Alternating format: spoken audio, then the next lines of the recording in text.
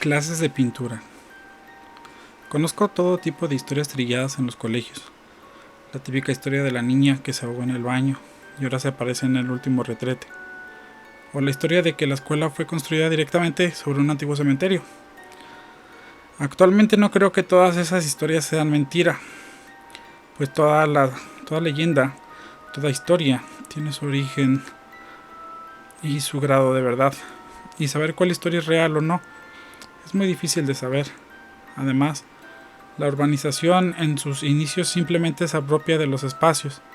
Así tenemos el origen de las primeras vecindades, las cuales muchas veces pertenecieron a algún viejo monasterio o edificios del virreinato que simplemente fueron usados para funcionar como escuelas. Sin embargo, puedo asegurar que el relato que quiero compartirles hoy es 100% real, pues lo viví en carne propia. Cuando terminé mi relación con Zulema, creí que no podría seguir viviendo, y es que esta, hasta hoy, fue la relación más larga que he llevado, y me dejó sumido en la más profunda miseria emocional. Mi nombre es Francisco, y desde no hace menos de 15 años me dedico a la docencia. Soy maestro de artes plásticas en un colegio católico de renombre en Guadalajara, Jalisco. Este estado de ánimo lamentable me obligaba a consumir alcohol en exceso todas las tardes. Apenas salía de dar mi última clase, me dirigí a casa a leer y emborracharme. Un amigo mío, Roberto, intentó sacarme de este estado de miseria y comenzó a llevarme con él al gimnasio y a pasear en bicicleta. También me comentó de un proyecto en el que estaban trabajando en el municipio de Zapopan. El proyecto se trataba de retomar varios edificios que habían sido olvidados, y uno de ellos era una escuela primaria que llevaba ya al menos una década abandonada. Él ya había retomado el espacio para ofrecer clases a las personas de la colonia en que se ubicaba. Ofrecía clases de arte, danza, música y regularización a nivel secundaria. Me ofreció trabajar allí durante las tardes y fines de semana. Él pensaba que entre más ocupado me encontrara, menos tiempo tendría para sufrir. Así fue que acepté unirme a su proyecto. La escuela se ubicaba en una esquina, en una colonia bastante vieja, cercana a la Basílica de Zapopan, justo al pie de un terreno elevado. No era muy grande, tendría apenas unos 7 salones, más la dirección, los baños y 2 patios recreativos. Uno de estos se localizaba bajando una cresta por unos escalones bastante empinados.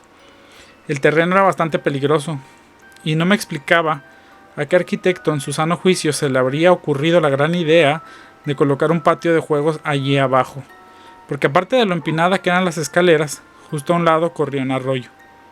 De cualquier manera, no teníamos acceso a esa zona de la escuela. Se había rehabilitado únicamente 3 salones y la dirección. Uno de esos salones, como era bastante grande, fue dividido por un muro de tabla roca. En este salón, yo estaría impartiendo clases de pintura y de dibujo para adolescentes. Estaría compartiendo el salón de al lado con un maestro de canto. Tal vez a algunos profesores les molestaría estar a un lado de un grupo así, pero no era mi caso. El profesor era muy virtuoso tocando el piano y me llegaba a inspirar durante mis clases. Pronto comencé a conocer a los alumnos. Es un poco complicado llegar a controlar un grupo donde las edades varían mucho. Además de que al ser todos de diferentes escuelas y estando en una etapa tan difícil como lo es adolescencia, me representó todo un reto poder mantenerlos concentrados en las técnicas de dibujo o de pintura. Pero poco a poco me los fui ganando. Un día, mientras estaba enseñando cómo preparar óleo para pintar, escuché gritos afuera, como si estuvieran golpeando a uno de mis alumnos. Como no teníamos prefectos, decidí salir de inmediato a ver qué era lo que ocurría. Entonces me encontré con que 4 muchachos estaban molestando a un muchacho que no reconocí como alumno mío. Tenía 15 años. Lo estaban arrastrando a uno de los baños que estaba clausurado. Defendí al niño, cosa que me costó, porque los niños que lo molestaban no se detuvieron ante mi autoridad y, al contrario, uno de ellos me retaba. Yo, sin embargo, le quité prácticamente al chico y le advertí que, si no se detenía, los expulsaría de la escuela. Pero ni así se tranquilizaron. Al contrario, me dijeron que eso no les importaba, pues estaban allí porque sus padres los obligaban a ir. En eso salió el profe de música, y ya al vernos los dos, los chicos se calmaron. Creo que este hombre tenía más autoridad que yo, tal vez porque él tenía también una formación como psicólogo educativo. El caso es que él se llevó a los bravucones y yo me llevé al niño al que molestaban. Platicando con él, me dijo que los chicos querían encerrarlo en el baño clausurado, y eso le costaría la vida. Se me hizo curioso este último comentario. Yo le dije que aun cuando fuera el caso, yo mismo lo hubiera llevado y lo podía sacar, a lo que él me contestó que yo no sabía realmente lo que ocurría en ese baño. Yo le pedí que me contara, pero ya no quiso seguirme diciendo nada. Mandé al niño de vuelta a su clase. Al finalizar las clases, cuando todos se fueron, le pedí a Roberto que me dejara un rato en la escuela, pues deseaba terminar un trabajo personal. Roberto me dijo que estaba bien, pero que intentara no molestar a la familia que cuidaba la escuela. Yo hasta ese momento no tenía conocimiento de que en la escuela vivieran personas, pero se me hizo extraño que alguien deseara vivir en un lugar tan lúgubre. Guardé mis cosas y después me dirigí al baño clausurado, pues sentía algo de intriga por saber qué era aquello que tanto le había dado miedo al muchacho. El baño tenía 6 cubículos y 2 lavamanos. El piso era de esos clásicos en la Guadalajara antigua, de cuadros a color amarillo y rojo. Al fondo vi una enorme roca. Me acerqué hacia ella y noté que cubría un pozo. En los muros se lograban leer algunos grafitis que parecían más unos símbolos satánicos que otra cosa. En uno en especial habían plasmado la figura de una niña dentro de un pozo. Me pareció escuchar un llanto debajo de la piedra, que fue cosa de unos segundos, cuando escuché que alguien tocaba la puerta de entrada del baño. El sonido me sobresaltó y me giré rápidamente en dirección a la puerta. Allí estaba una mujer de no más de 30 años. Iba acompañada de 2 perros de raza Chow Chow, uno era negro y el otro café. Ella se presentó como la hija del velador. En ese momento la miré bien. Tenía ojos grises y aunque su piel se veía algo descuidada, se le notaban rasgos muy bellos. Yo me presenté como el maestro de arte y como amigo de Roberto. Le dije que ya estaba por irme, pero que quise inspeccionar esa zona de la escuela, pues no conocía aún todo el lugar. En ese momento, la mujer me dijo que lo mejor era mantener ese baño bien cerrado, pues ya en el pasado había ocurrido más de 2 tragedias, pues debajo de esa piedra existía un pozo que me aseguraba era lo suficientemente profundo como para que quien cayera muriera al estrellarse contra el piso. Yo me acerqué y vi que la piedra no tapaba el pozo en su totalidad. Decidí salir de aquel lugar para hacer plática. Le pregunté a la chica su nombre y el nombre de su mascota. Ella se llamaba Marisela y sus perros se llamaban Chispa y Flama. Marisela me contó que ella vivía con su padre, que ambos se encargaban de cuidar la escuela y que dormían en una casita junto al acantilado. Le agradecí sus atenciones y le invité a tomar una de mis clases de pintura. Ella dijo que haría lo posible para acudir, pero que por las tardes trabajaba realizando el aseo en una casa. Cerré la escuela y me fui a mi casa pensando en cuáles serían las desgracias que habrían ocurrido en ese baño. Me imaginaba la misma historia que había escuchado tantas veces acerca de la niña ahogada en un pozo y que ahora se aparecía en los baños. Otra cosa que no lograba sacarme de la cabeza eran los ojos de Marisela, que eran grises y por sí solos poseían el poder de hechizarte. Así me sentía yo. A la tarde siguiente, mi auto se descompuso y tuve que estarme trasladando en autobús. Como la terminal del autobús estaba cruzando el barranco, entonces tuve que subir la cresta por un costado, donde había unos escalones muy empinados. Justo cuando estaba a medio camino, me encontré con un hombre mayor. Se veía como de unos 70 años. Estaba tirado en el piso, olía a orina y alcohol. El hombre decía incoherencias, incluso parecía estar llorando. Yo le ofrecí ayuda, pues pensé que se había caído subiendo las escaleras. Le pregunté si deseaba que llamara a la ambulancia, pero el hombre me dijo que mejor le ayudara a llegar a la escuela, que estaba bien, que él era el cuidador, pero se le habían pasado las copas. Intenté levantarlo y de inmediato se echó a temblar. Me jaló del hombro y me dijo algo muy extraño. Dijo estar perdido, no tanto por el alcohol, sino que sentía un miedo terrible de que se volviera a reabrir la escuela, pues según él, existía un mal que ya había cobrado varias víctimas y volvería, que hasta ese momento él había luchado para mantenerlo lejos, pero que a veces este mal se aferra con fuerza a las almas más débiles y temía tener al enemigo en su propio hogar. Yo no le encontré ningún sentido a sus palabras. Además pensaba que cualquier cosa que dijera solo serían desvaríos provocados por su nivel de alcohol en sangre. Ayudé a aquel hombre a entrar en la escuela y mientras subía siguió diciendo incoherencias. Cuando llegamos a la puerta, le pedí a un par de alumnos que le ayudaran a llegar a su casa. 2 chicos que eran vecinos de la escuela me dijeron que no le hiciera caso al señor, quien por cierto se llamaba igual que yo, pues el hombre era muy borracho y ni siquiera cuidaba bien la escuela. Seguido lo encontraban tirado entre las calles. Aquel día me volví a quedar hasta tarde, en esa ocasión no porque yo lo pidiera, sino porque el propio Roberto me lo pidió, y es que él era quien cerraba bien los salones, pero en esa ocasión tuvo que salir deprisa por asuntos de política. Él siempre estuvo muy metido en eso. Ese día no tuve más que una clase, y el profe de canto estaba preparando un grupo para la competencia de coros a nivel estatal. No quise perder el tiempo, y me encerré en la dirección, y me puse a ayudar con la captura de datos de los alumnos y a organizar todos los papeles que encontré. Revisé un mueble que estaba arrumbado. No podía abrirlo porque era de esos muebles viejos que necesitaban de una llave muy grande para ser abiertos. Usando un alambre que encontré, logré abrirlo. Dentro me llegó un olor como a amoníaco. Encontré varios oficios de hace mucho tiempo, cuando la escuela era una primaria. También encontré una carpeta con varios recortes de periódicos. En cada una de las notas periodísticas se podían leer accidentes relacionados con la escuela en cuestión. Al menos vi 5 casos en los que el accidente terminaba con una lamentable muerte. En especial me llamó mucho la atención una foto bastante morbosa donde se veía el cadáver de una niña de 10 años. Noté que al fondo de la carpeta venía una palabra escrita con plumón que decía remanentes. Antes jamás escuché o leí tal palabra.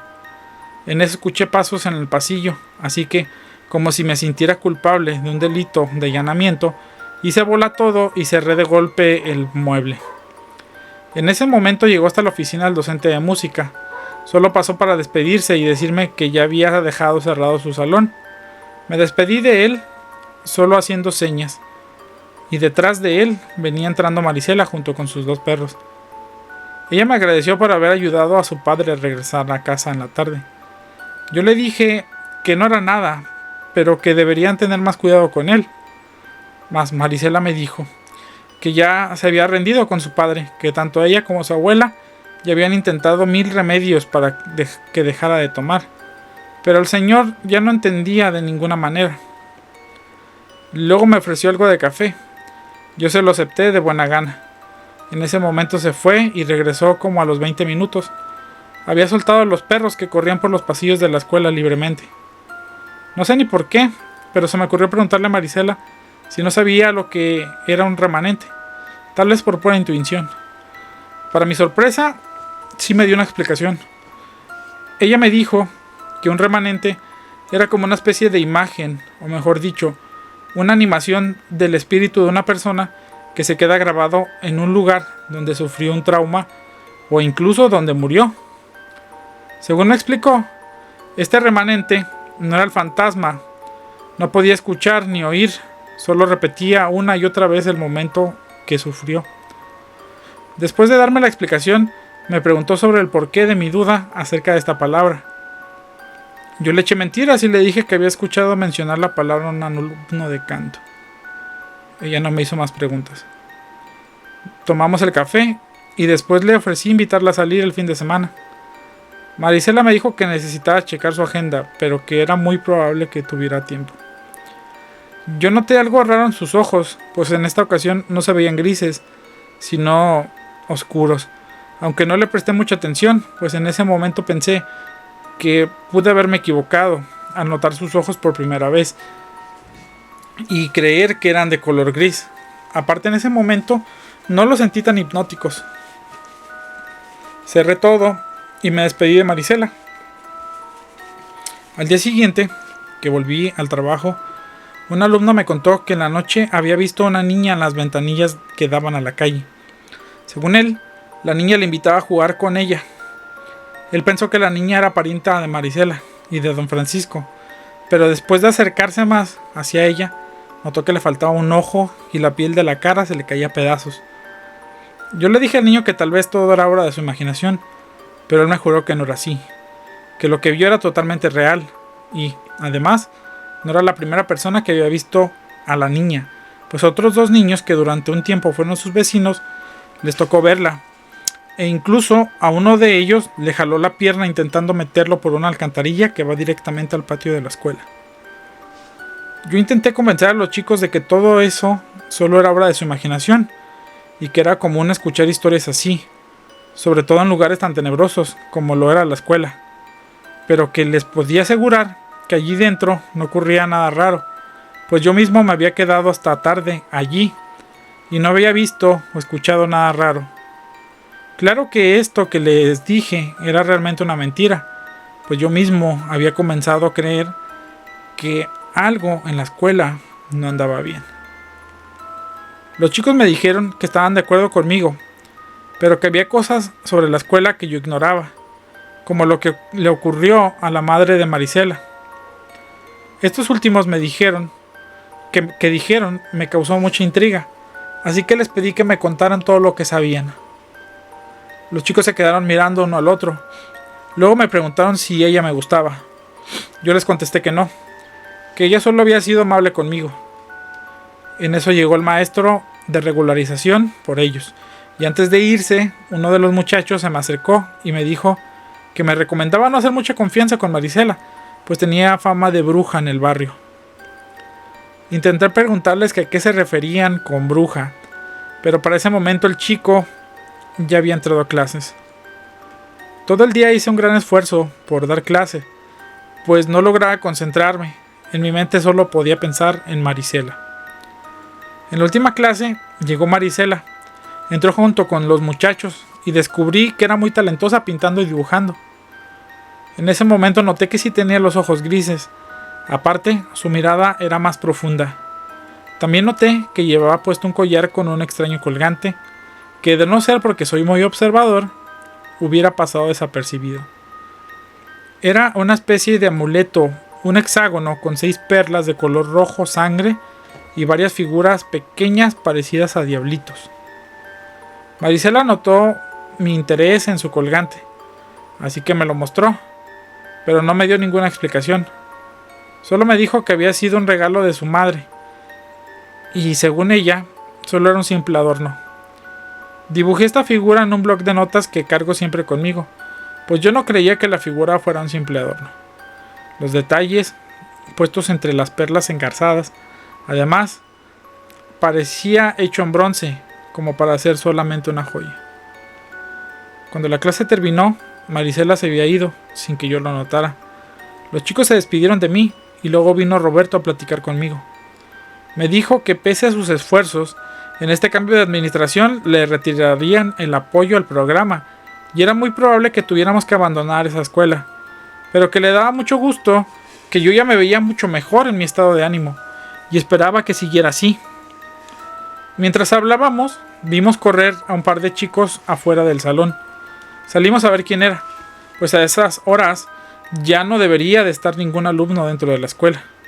Al llegar, solo vimos a una niña con un vestido amarillo, que sin ningún esfuerzo abrió la puerta del baño que estaba clausurado y entró lanzando una risita. Rápidamente nos acercamos y entramos al baño, donde no había nadie, pero junto a la piedra que cubría el pozo vimos varias gotas de sangre. De pronto escuchamos ese maldito llanto que escuché la primera vez que me metí a ese baño. Roberto y yo nos quedamos viendo. Luego yo le dije que los alumnos me habían dicho que espantaban en esa escuela y que hasta hace poco yo comenzaba a creer en ello. Roberto me dijo que también había escuchado una historia acerca de que una niña se había ahogado en ese pozo, pero que hasta ese momento no había creído en este tipo de historia, aunque le parecía raro que en una escuela como ella se hubiese dejado en el olvido, así como así, y era este abandono señal de que alguna tragedia ocurrió allí. Decidimos dar por hecho que seguimos un fantasma, salimos del baño y lo volvimos a cerrar, esta vez colocando un nuevo candado. Cuando ya estábamos cerrando la escuela, escuchamos el lamento de alguien. Apenas salir a la calle encontramos a don Francisco, sangraba de la cabeza y lloraba. Entre Roberto y yo intentamos levantarlo y meterlo a su casa, pero él se puso tieso y nos pidió que no lo lleváramos dentro de la escuela, pues le tenía miedo a la bruja. Yo le pregunté que a quién se refería con la bruja, pero el señor no alcanzó a responder porque en ese momento apareció Marisela y se lo llevó dentro de la escuela. Se nos hizo extraño la conducta de Marisela, pues pensábamos que lo mejor era llevar al pobre hombre al hospital, pero a fin de cuentas no era nuestra responsabilidad. Al día siguiente le llevé el dibujo del amuleto a un amigo mío, que es estudiante de teología. Él conoce mucho sobre símbolos y este tipo de cosas. Él, después de analizar mi dibujo, coincidió conmigo en que no se trataba de un simple adorno, sino que era un amuleto usado en brujería, o mejor dicho, en satanismo. Me preguntó en dónde lo había visto, y yo le dije que se lo vi a una chica que conocía. Él me sugirió no hacer mucha confianza con esa chica, pues este tipo de talismanes solo eran usados por aquellos brujos que usan cadáveres para la adivinación. También le hablé acerca del remanente, y él me dio la misma explicación que Marisela, pero volvió a mencionar su advertencia, pues se había encontrado ese nombre unido a varios casos donde fallecieron personas. Lo más probable era que alguien estuviera aprovechando la energía de esos remanentes para hacer uso de brujería. Al día siguiente volví a la escuela y me encontré con que uno de los dos perros había muerto. Lo habían encontrado junto al riachuelo, bajando por las escaleras. Yo mismo vi al pobre animal. No parecía haber sufrido un accidente, pues llevaba un enorme corte en el vientre. Me pareció muy extraña la manera de actuar de Marisela, pues no derramó ni una sola lágrima por el pobre animal. Ese día, después de que los veterinarios se llevaron al perro, me quedé revisando el lugar donde había caído el pobre perro, y noté algo raro entre los escalones. Era una inscripción, con un nombre y una fecha de deceso. Había utilizado la cantera de algunas lápidas para fabricar la escalera. Ahora bien, a partir de ese evento, comenzaron a ocurrir cosas extrañas, aun cuando estaban todos los niños en clase. Los pizarrones se caían de las paredes, las luces se encendían solas, y lo peor de todo era que todos los niños decían haber visto una niña de vestido amarillo, que no tenía ojos ni boca. Esto lo dijeron varios chicos, incluso los que no vivían cerca de la escuela. Estos fenómenos ocasionaron que muchos niños dejaran de asistir. Al final, solo nos quedamos con unos 5 niños por salón. Esto ocasionó que se le retirara el presupuesto a Roberto. Nos quedó una última semana para dar clases. De los pocos alumnos que quedaron, uno de ellos fue el que me dijo que no le hiciera confianza a Marisela.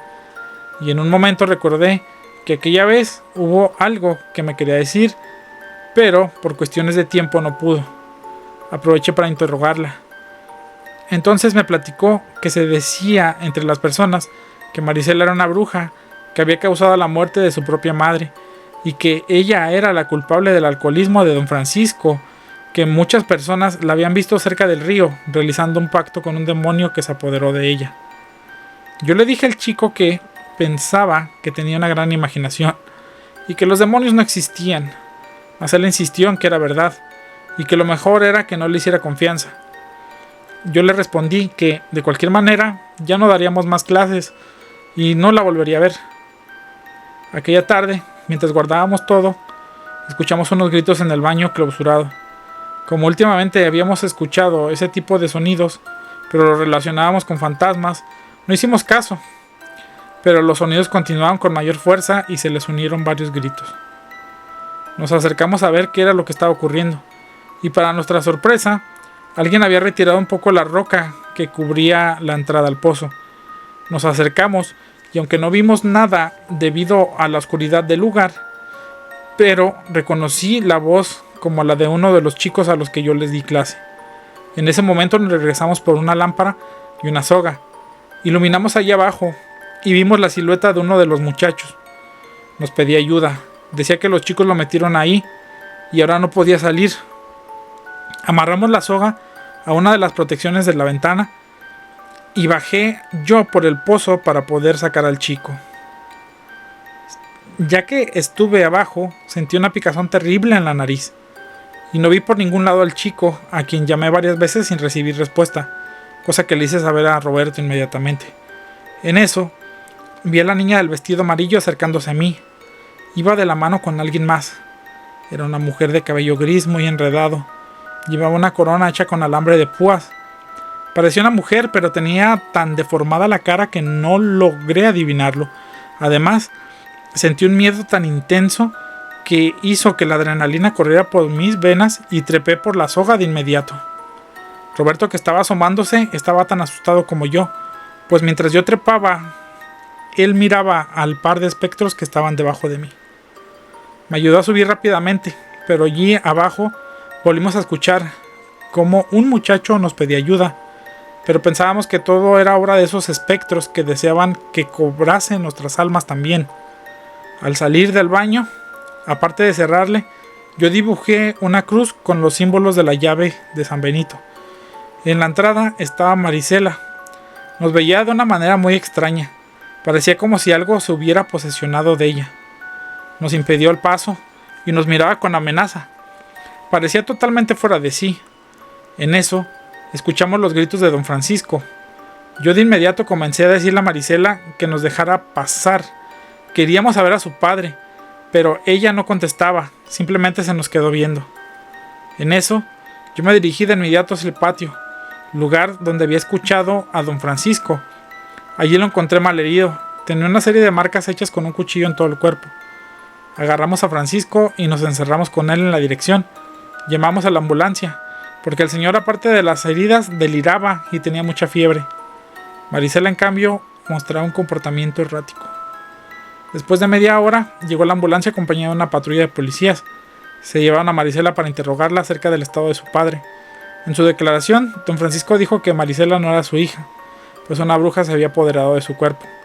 Que era fácil darse cuenta, pues le cambió el color de los ojos cuando esto ocurrió, porque ella no tenía los ojos grises, sino color miel.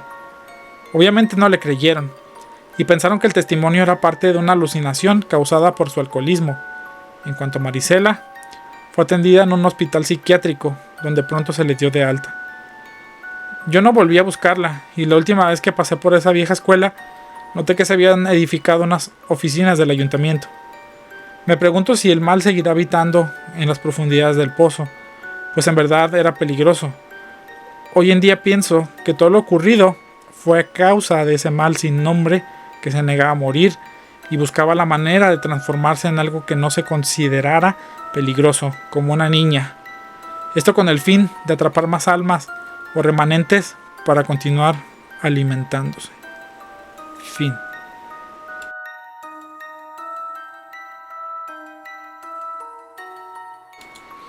La danza de los demonios. A las afueras de la ciudad de la que soy originaria, en Georgia, existe una colina sobre ella un monasterio que tiene poco de haber sido desalojado. Recuerdo de adolescente haber visitado ese lugar que poseía cierta fama de estar embrujado. Conocí a una monja bastante joven, cuyo rostro, recuerdo, era el más hermoso que jamás había visto, y me hacía querer desear llegar a ser tan bella como ella, pero no. Mis ojos son pequeños, mis labios demasiado delgados, y lo único que tengo grande es la nariz. En cambio, aquella monja poseía unos enormes ojos azules, una boca carnosa y una nariz muy pequeña y respingada. Comencé a frecuentarla. Mi madre me daba siempre una canasta con varios alimentos para ofrecerlos al monasterio. La monja se llamaba Lali. Ella, en agradecimiento por mi compañía, me solía contar viejas leyendas de la tierra en la que nos encontrábamos. Sin embargo, con el pasar del tiempo, ella se dejó ver cada vez menos, y yo noté cierto cambio en su aspecto. La última vez que la vi, no llevaba ya su hábito de monja y cargaba un morral sobre el hombro. Lali, la monja, me contó el siguiente relato antes de abandonar el monasterio. Nunca fui muy apreciado en el monasterio, y es que prácticamente fui obligada a pertenecer a él, pues jamás escuché el tan mencionado llamado divino a servir a Dios, del que tanto hablan, pues para mí Dios es un todo, y escuchar que solo una parte de tierra es sagrada y no lo demás, carecía de sentido. Fui lo que se conocía como una rebelde, y esto me ocasionó problemas serios que me llevaron a estar realizando una constante penitencia, y en varias ocasiones también fui enviada a meditar en las ruinas del viejo monasterio en la colina continua, lugar del que se hablaba bastante, y no se creía, sino que se daba por hecho que el lugar estaba maldito. Eran bastante las cosas que se hablaban, que aparecían entre las ruinas superiores. Se decía haber visto bailar a unos seres con aspecto canino, siempre a la luz de una fogata, cuyo fuego no era natural, sino que era parecido a los fuegos fatuos que suelen verse en los pantanos. Y por si no fuera poco, aquellos valientes que se atrevían a acercarse a observar más de cerca aquella danza macabra, podían mirar cómo estas bestias realizaban su baile sobre los cadáveres de varios desafortunados, de cuyas carnes comían y profanaban, cosa de las que en un principio no fui testigo. Realmente yo me burlaba con incredulidad acerca de lo que se decía, pues en no más de 3 ocasiones fui enviada allí a meditar. Claro, esto siempre fue por la tarde y no en la madrugada, como solían decir, y es que la Madre Superiora nunca mandó a nadie a ese lugar de noche. Sentía miedo de que el mal tomara posesión sobre nosotras y termináramos convertidas en brujas. Sin embargo, con el pasar de las noches, algo dentro de mí despertó. No sabría cómo explicarlo. Era como un fuego que me quemaba por dentro y que me hacía mantener pensamientos impropios para una monja. Pensamientos que me llevaban a desear irme de allí cuanto antes fuera posible. Calmé mis sueños saliendo de madrugada de mi barraca. Di paseos a escondidas a los alrededores y algo me hacía siempre volver la vista a la colina continua donde se encontraban las ruinas del antiguo monasterio. Ese cuyas cámaras daban a una cueva que te llevaban por unos túneles y desembocaban quién sabe dónde.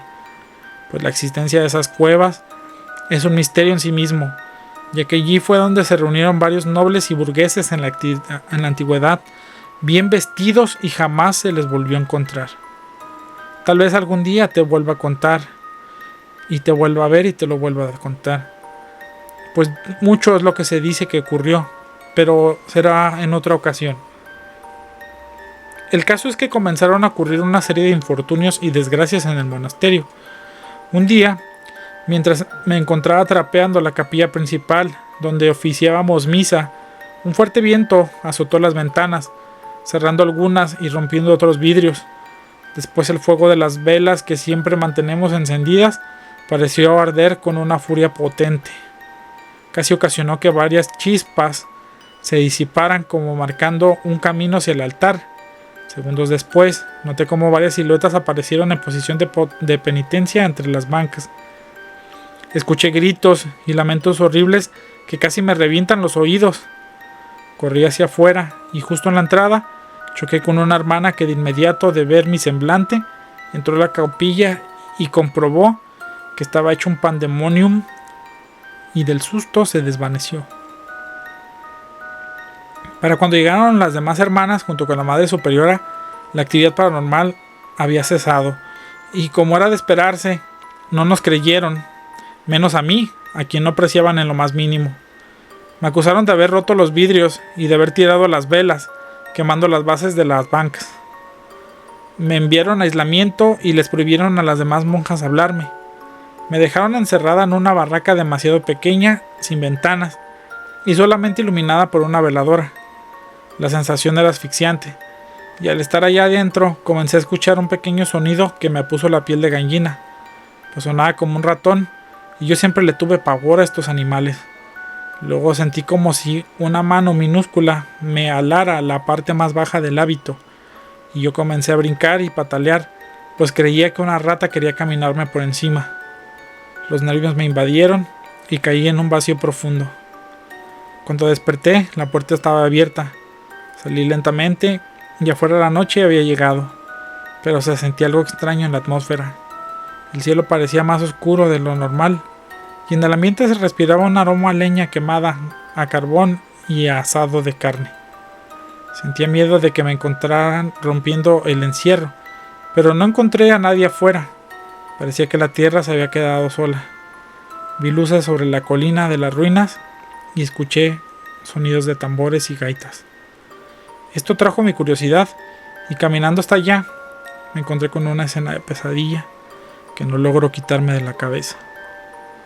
Alrededor de una fogata, que en lugar de arder en color rojo, ardía en color verde, bailaban de pie unas criaturas parecidas a cabras, pero mezcladas con cuerpos humanos, cuyas pieles no pertenecían a sí mismas, sino que parecían haberlas desollado de algún desgraciado para colocarlas como si fueran mantos de esos seres demoníacos, cuyas pieles eran tan blancas como la luna. Mugían, berreaban y hablaban. Lo peor de todo era que entre ellos logré ver a la Madre Superiora junto a dos de las monjas más viejas del convento, que realizaban sonidos similares a los de esos demonios. Además, sus ojos se veían sin pupilas. Estaban poseídas por una rabia infernal. En el piso había estiércol y cadáveres pudriéndose. No sé si serían de ser humano o animal. Eché marcha atrás, pero al apenas haber avanzado un par de pasos, un ser pequeño, como de menos de 1 metro, me detuvo y me dijo: «Señora Lali, la esperábamos a usted desde hace tiempo». Casi me desmayo, pero la adrenalina en mi sangre me obligó a correr en dirección al monasterio, donde no me encontré con nadie, pero debido a mi estado alterado no le di la menor importancia, ni siquiera cuando ingresé a mi barraca y me eché en mi vieja colchoneta. La cabeza comenzó a darme vueltas. No podía alejar de mi mente el sonido que producían aquellos demonios, y como las monjas estaban allí, danzando sobre el estiércol y realizando actos impuros. Lo peor de todo fue haber escuchado a ese hombrecillo decirme que me estaba esperando, pues en ese momento tuvo sentido ese sentimiento dentro de mí, ese que me hacía arder y me obligaba a querer huir siempre hacia la colina. Era un deseo impuro dentro de mí. Por eso no puedo continuar más aquí, y deseo que tú jamás te acerques a esa colina maldita. Lali me dio un beso y se fue, y jamás la volví a ver.